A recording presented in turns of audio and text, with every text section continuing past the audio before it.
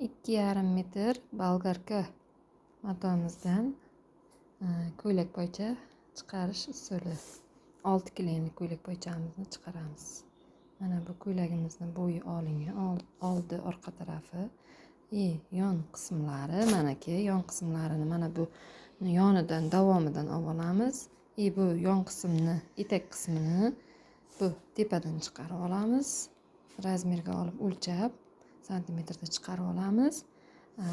Keyin mana bu yon qismini pastki qismidan ortganidan bu yerdan yeng chiqarib olamiz.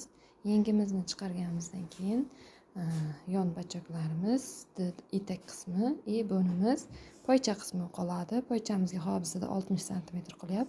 Poychamizni 60 cm tepasiga olib, bemalol ko'ylak poycha chiqarib olsak bo'ladi. 2,5 metr matodan bo'yi 110 cmlik ko'ylagimiz, razmeri 56 ko'ylakchamiz mana bemalol 6 klinli fasonchamizni bichib oldik.